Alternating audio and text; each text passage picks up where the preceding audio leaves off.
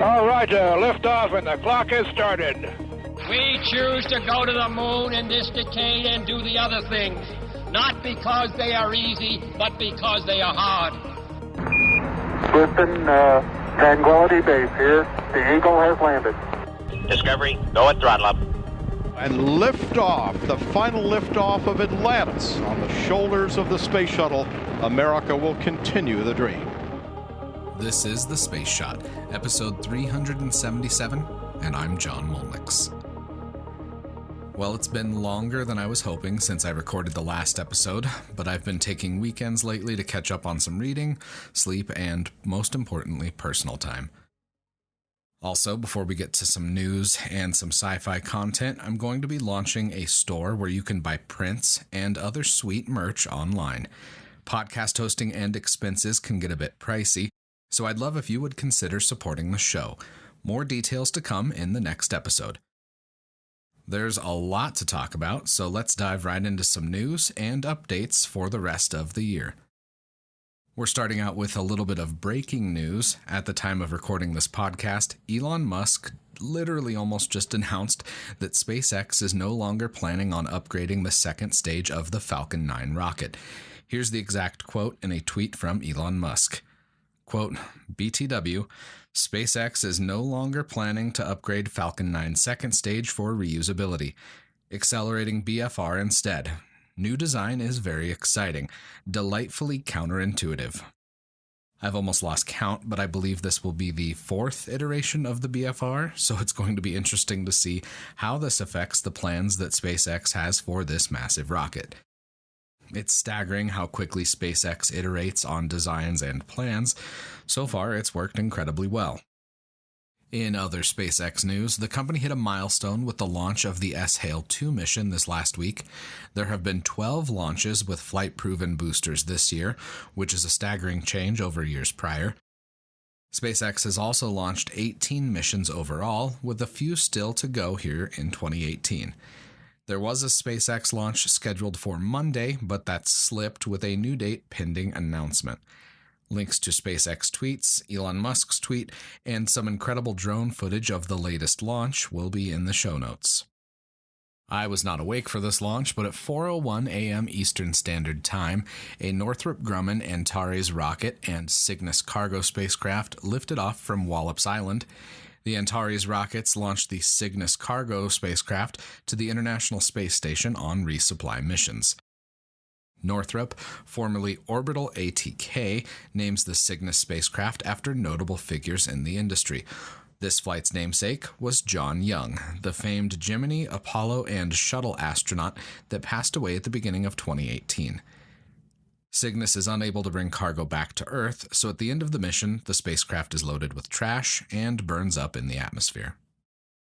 It's been a busy time for launches, with a Russian Progress resupply module launching as well, and it will be docking with the International Space Station on the 18th. This will be followed by SS John Young docking on Monday. It's going to be a busy time at the ISS for the astronauts unpacking supplies and science experiments. Also, so much for all of the people that were worrying that the ISS would have to be abandoned due to the Soyuz being grounded. It's the Russians. If we can count on them for anything, it's that they're going to launch the Soyuz come hell or high water. Let's move on to some other news in the industry. Caleb Henry with SpaceNews.com has a piece on the Federal Communications Commission approving the internet constellations for SpaceX, Telesat, LeoSat, and Kepler. The approval for these 4 new constellations paves the way for thousands of new satellites to be launched in the coming decades, which could revolutionize internet access around the world. SpaceX, in particular, could be launching nearly 12,000 satellites in the coming years, an absolutely staggering number.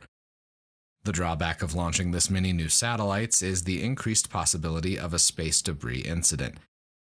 Building in deorbiting capability into satellites is becoming an increasingly important factor when building new satellites, and it's a policy which the Federal Communications Commission is exploring. It's weird that the FCC is doing this, and funny enough, the FCC is actually asking whether it's the right agency to even be making these rules for the industry. So it'll be interesting to see how this plays out. On October 10th, the NASA Office of Inspector General released an audit on NASA's management of the Space Launch System Stages contract. The takeaway from this report is that SLS is behind schedule. This should come as absolutely no surprise to anyone that's been watching the program for the past decade. The Exploration Upper Stage, or EUS, is also behind schedule. The Exploration Upper Stage is what makes a lot of the more ambitious missions possible for SLS, so the fact that it won't be launching until at least 2024 is disappointing. So, where does SLS stand? The SLS Block 1, which is the least powerful variant of the rocket, won't be ready to launch until 2020, a date which, I may add, is optimistic, considering we're on the tail end of 2018 already. For some historical background, SLS was supposed to be operational by December 31st, 2016, then December 2017. Now we're nearing December 2018, and the first launch is no earlier than 2020. Also, only 3 of these less powerful SLS variants are slated to fly. The SLS-1B, with the more powerful Exploration Upper Stage, won't be flying until at least 2024. NASA estimates that approximately 5 of these vehicles will be needed. In the more distant future, at least a decade away at this point, the SLS Block 2 is slated to begin flights. Frankly, this variant is so far out, it's not even worth detailing more. So much could change over the next decade, heck, even in the next 5 years, that this rocket may look different than it does now, if it even flies at all. So that's a broad look at the SLS program. Let's scale back a bit and chat about one of the early missions that this rocket could be part of. The Deep Space Gateway, or Lunar Orbital Platform Gateway, LOPG, mercifully, this has been renamed to just the Gateway, is a small orbital outpost that will circle Earth's moon. The Gateway is one of the destinations that SLS could send astronauts to, and it may provide a unique platform to test technologies that could take humans beyond the moon. However, the budgetary realities that NASA faces would make it difficult for the agency to fund Gateway, SLS, robotic missions, and human missions to Mars at the current budgetary levels.